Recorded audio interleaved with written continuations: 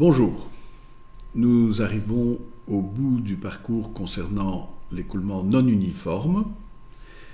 Nous avons déjà engrangé pas mal de connaissances, nous avons défini l'énergie spécifique, la profondeur et le régime critique. Nous avons décrit différents types de lignes d'eau et nous en avons établi l'équation, si bien que nous sommes prêts à faire le calcul de ces lignes d'eau. Nous avons défini l'évolution de l'énergie spécifique et l'équation différentielle de la ligne d'eau. Nous avons déduit la forme des axes hydrauliques possibles, ici en faible pente de fond, avec des axes au-dessus de la profondeur critique qui dépendent de l'aval, et avec un axe en dessous de la profondeur critique qui dépend de l'amont. Et nous avons établi le même genre de propriété pour les fortes pentes de fond, un axe qui dépend de l'aval et trois axes qui dépendent de l'amont. Nous sommes donc prêts à entamer le problème du calcul des lignes d'eau. Nous allons procéder par étapes. On va d'abord étudier le calcul dans le cas de canaux prismatiques, un cas qui est évidemment assez fréquent. Et ensuite, nous allons étendre ce calcul aux sections quelconques, c'est-à-dire des sections qu'on va trouver par exemple dans une rivière naturelle. Pour le calcul en canal prismatique, nous distinguerons deux possibilités. Ou bien on se donne des incréments de profondeur ΔH et on cherche des incréments d'abscisse ΔS, ou bien à l'inverse, on va se donner ΔS et on va chercher des incréments de profondeur ΔH. Nous avons notre équation de départ, équation des axes hydrauliques avec un numérateur qui dépend de la profondeur et un dénominateur qui dépend également de la profondeur. Prenons d'abord le cas où nous allons procéder par incrément de profondeur ΔH et chercher ΔS. Nous avons donc le cas suivant. Supposons qu'on ait calculé déjà un morceau de la ligne d'eau jusqu'au point 1, la ligne bleue foncée, et nous voulons calculer le point suivant, le point 2. Nous nous donnons ΔH, donc la différence de profondeur entre le point 1 et le point 2, et l'inconnu, ce que nous cherchons, c'est ΔS. À quelle abscisse allons-nous trouver le point 2? Ici, nous avons donc la même chose. On connaît ΔH, on cherche ΔS. On peut réécrire évidemment l'équation dH sur ds est égal à n sur d sous la forme ds est égal à dH, d sur n. Et c'est cette équation-là que nous allons utiliser, puisqu'on cherche ds, on cherche ΔS, connaissant ΔH. La première idée qui vient à l'esprit, bien entendu, c'est d'écrire tout simplement la même équation sous une forme de différence finie. ΔS égale ΔH multiplié par d sur n. Si on prend d et n à partir de la valeur h, celle du point 1, on va obtenir le point vert, le point 2'. Et nous voyons que ce point 2' n'est pas tout à fait proche du point 2. Pourquoi? Tout simplement parce que tel qu'on a écrit l'équation qui est entourée de vert, ça veut dire que nous utilisons pour calculer ΔS la tangente à l'origine, la tangente au point 1. Et bien sûr, du coup, nous ratons la partie courbe de l'axe hydraulique. Si par contre, on avait choisi de calculer d et n non pas en h, mais en h plus ΔH demi, c'est-à-dire au milieu de l'intervalle ΔH, nous aurions la tangente qui est figurée en rouge, la tangente au point M, et à partir de cette direction-là, en partant du point 1, on aurait trouvé le point 2 secondes, qui est beaucoup plus proche du point 2. Suffisamment proche pour accepter cette approximation, surtout si delta H n'est pas trop grand. Donc c'est cela la stratégie que nous allons suivre, c'est de calculer chaque fois delta S à partir des valeurs de H plus delta H demi. Prenons un exemple. Nous avons ici un canal qui est régulé à l'amont par une vanne de fond, et on suppose, bon, vous avez les différentes caractéristiques, le débit, on connaît la rugosité, on suppose que c'est un canal en béton bon état, donc 0,014 pour N, une pente de fond de 1 pour 1000, et la vanne est ouverte à une hauteur de 1 mètre. Donc nous allons avoir le début de la ligne d'eau au pied de la vanne, et nous supposons que la vanne est bien dessinée, si bien que c'est vraiment au pied de la vanne que la ligne d'eau va naître. Vous verrez plus tard qu'il y a des manières plus subtiles de calculer ce point de départ. Donc, on suppose qu'on va avoir un bout de ligne d'eau démarrant au pied de la vanne, et dans ces conditions-là, on peut utiliser des équations qui nous donnent le débit à travers la vanne en fonction du niveau à l'amont et à l'aval de la vanne. Ce n'est pas notre propos ici, nous verrons ça plus tard. Ici, nous nous sommes imposés un débit de 400 mètres cubes par seconde, et donc nous partons de cette hypothèse. Bien. Si nous connaissons le débit, nous sommes capables de calculer la profondeur critique et la profondeur uniforme.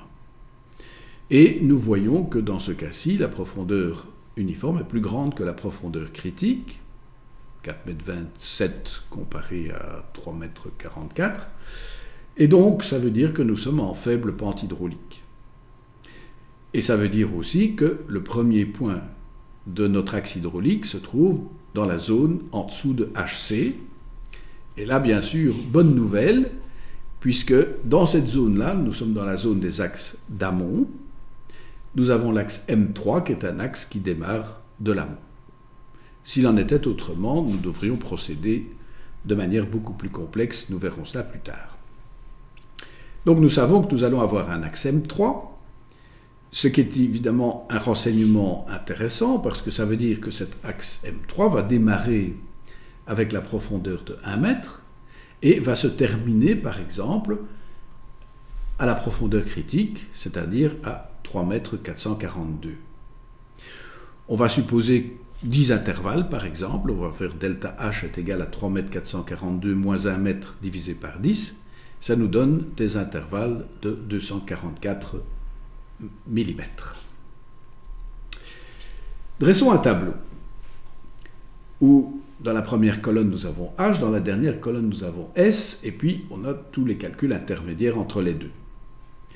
Le premier point, c'est le point de départ, au pied de la vanne, 1 mètre de profondeur pour S l'abscisse qui est égal à 0. Première chose, nous allons calculer à partir de ce point-là le milieu de l'intervalle. Donc H plus delta H demi, donc 1 mètre 122. On calcule N et D à partir de ces valeurs, et on calcule delta S, qui est égal à delta H D sur N étant calculé à partir de H plus delta H demi. Et ça nous donne un peu plus de 112 mètres comme delta S. Ces 112 mètres, on les ajoute à 0, et nous avons donc l'abscisse du premier point de l'axe, ou du deuxième point de l'axe, 112 mètres comme abscisse, 1,244 m comme profondeur. On continue de la même manière pour le second intervalle, H plus delta H demi, calcul de N, de D et de delta S. On a presque 115 mètres. On va rajouter ces 115 mètres aux 112 mètres et nous trouvons le second point de l'axe hydraulique. Et nous procédons de la sorte à chaque intervalle. Et ici, nous avons donc le tableau complet jusqu'à la valeur finale de 3,442 m. Et nous avons donc les points SH qui sont représentés dans les deux colonnes extrêmes du tableau. et qui correspondent au dessin qui se trouve ici. Donc, voilà une manière de calculer cet axe hydraulique. Nous avons d'abord repéré quel type d'axe nous devions calculer. Nous en avions déduit le signe de delta H que nous devions adopter et le signe de delta S auquel il faudrait s'attendre. Et nous avons simplement fait tourner ce tableau. Supposons maintenant que nous soyons intéressés par une valeur en une abscisse donnée. À ce moment-là, nous avons intérêt non pas à utiliser des incréments delta H, mais plutôt des incréments delta S, de façon à ce que ces incréments tombent pile sur l'abscisse qui nous intéresse. Comment va-t-on procéder? On a toujours notre équation de départ. Quand on calculait delta S à partir de delta H, c'était simple parce que tous les delta H se trouvaient dans le second membre, donc c'était un calcul sans itération. Ici, par contre, si on calcule delta H à partir de delta S égale delta S numérateur sur dénominateur, n sur d. Si on veut calculer n et d à partir de h plus delta h demi, ça veut dire qu'on a l'inconnu dans le premier membre, mais on a aussi l'inconnu delta h dans le second membre, et donc nous voilà partis pour un calcul qui, cette fois-ci, sera itératif. Reprenons le même problème que celui que nous avons calculé avec des incréments delta h. Et supposons que nous soyons intéressés par la profondeur d'eau à 500 mètres à l'aval de la vanne. Nous pourrions bien sûr tout simplement interpoler la valeur de la profondeur entre les deux points adjacents, c'est-à-dire un point à 457 mètres et un point à 567 mètres, et cela nous donnerait une valeur interpolée à 500 mètres de 2 mètres et 73 millimètres. Ce genre de calcul peut être dangereux et imprécis, surtout si la ligne d'eau n'est pas rectiligne, ce qui crée évidemment une erreur pour les interpolations linéaires. Essayons maintenant de faire ce même calcul, mais en s'imposant directement l'abscisse S égale 500 mètres. On va encore prendre 10 points, ça veut dire qu'entre l'abscisse 0 et l'abscisse 500, on va avoir un intervalle qui vaut 50 mètres. On va commencer un tableau qui sera un peu différent et un peu plus complexe que le tableau précédent.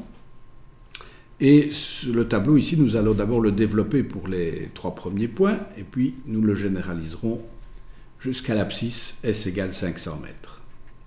Le premier point, la profondeur vaut 1 mètre pour une abscisse S égale à 0.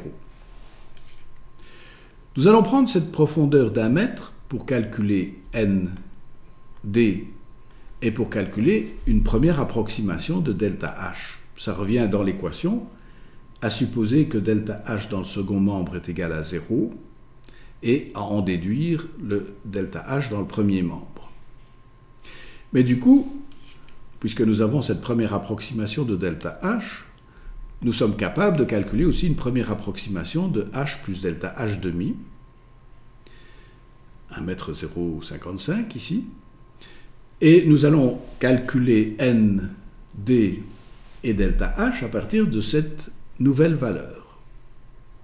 On trouve delta h égale 0,110, et du coup, on peut calculer aussi la valeur de la profondeur médiane, 1,055 m. Dernier calcul de nd qui nous livre un dernier delta h égale 0,110 m, que nous allons adopter parce que nous voyons que nous convergeons assez rapidement vers une valeur stable. Cette valeur de 0,110, nous allons tout simplement l'ajouter à 1 mètre pour obtenir le premier point, S égale 50 mètres, H est égal à 1 mètre 110. Même topo pour la suite, nous calculons une première valeur de delta H en supposant delta H égale 0 dans le second membre. ensuite une seconde valeur, et enfin une troisième valeur que nous allons adopter comme définitive. On a 0,108 qu'on va rajouter à 1,110 m, on trouve 1,218 m. Et ainsi de proche en proche, ici à chaque fois avec 3 itérations, en général il est inutile d'en avoir plus que 3, nous calculons les différents points de l'axe hydraulique et nous avons ici le tableau complet qui nous mène jusqu'à l'abscisse S égale à 500, abscisse pour laquelle le niveau vaut 2,072 m. À comparer aux 2,073 m que nous avions obtenus par interpolation, donc on peut dire ici que la différence est tout à fait minime, mais rappelons-nous, nous sommes dans une zone assez rectiligne de l'axe hydraulique et donc, en général, delta S nous donnera des valeurs plus fiables et plus précises que l'incrément delta H. Prenons un autre exemple. Cette fois-ci, on suppose un canal trapézoïdal, cette fois-ci 20 mètres de plafond, 8 quarts ou 2 comme pente de talus, et on suppose qu'à l'aval, cet axe hydraulique va rejoindre un niveau fixé de 6 mètres. C'est par exemple un canal de 5000 mètres, donc de 5 km, qui va aboutir à la mer au niveau Z égale à 6 mètres. On connaît le débit, on s'est donné un débit de 400 mètres cubes par seconde, on s'est donné une rugosité, c'est un canal qui n'est plus un canal en béton, cette fois-ci c'est un canal en terre par exemple. Et on est capable de calculer la profondeur uniforme, la profondeur critique. On voit qu'on est en faible pente de fond, de nouveau, et on voit que le point qui nous est imposé à l'aval se trouve au-dessus de HU, et donc a fortiori au-dessus de HC, ce qui est une bonne nouvelle puisque c'est la zone des axes qui dépendent de l'aval. Et effectivement, si on regarde notre catalogue d'axes disponibles, ben on a l'axe M1 qui est tout à fait parfait, il se trouve au-dessus de HU et il a son point de départ à l'aval. C'est tout à fait ce qui nous convient. Comment va-t-on procéder ? On va calculer l'axe hydraulique, cette fois-ci, depuis l'aval. Donc, le S de départ, l'abscisse de départ, ce sera S égale à 5000, avec la profondeur d'eau H égale à 6 mètres. Et puis, on va remonter. De nouveau, on va prendre une dizaine d'incréments, donc chaque incrément sera de moins 500 mètres. Il ne faut pas oublier de tenir compte des signes. Et ça va nous amener progressivement à l'abscisse S égale à 0. Nous avons notre premier point, et la stratégie est exactement la même que précédemment. À partir de H, on va calculer N et D, qui va nous permettre de calculer une première valeur de delta H, valeur négative bien entendu, puisqu'on est en train de remonter un axe M1, et une première valeur de l'intervalle médian de H plus delta H demi. Ensuite, à partir de là, nous pourrons trouver N et D de cette valeur médiane, en déduire un second delta H et un second H plus delta H demi. Et enfin, dernière itération, calcul de N et D de delta H, et on voit qu'on trouve un delta H final de 0,306 mètres. Cette fois-ci, la convergence est un peu moins rapide, puisqu'on est passé de moins 0,326 à moins 0,304 et puis moins 0,306. Ce n'est d'ailleurs pas une convergence, c'est une convergence avec des allers-retours, donc un peu plus compliqué. Mais nous avons là une première valeur. Nous retranchons ces 306 mm à la valeur 6 mètres et nous obtenons le second point de l'axe à l'abscisse S est égal à 4500 mètres. Et puis, la suite, c'est la même chose, donc on va recalculer le delta H pour le point suivant. on va enlever 259 mm et on obtiendra un troisième point pour l'abscisse S est égal à 4000 mètres. Et ainsi de suite, voilà le tableau complet qui nous mène jusque S est égal à 0 avec le dessin de l'axe correspondant qui est donc bien un axe M1 dont on voit d'ailleurs très clairement qu'il converge vers la profondeur uniforme. Donc nous avons là une méthode qui nous permet de calculer les lignes d'eau dans des canaux prismatiques. Nous devons maintenant généraliser ce calcul aux sections quelconques, et ça, ce sera l'objet de la leçon suivante. À bientôt.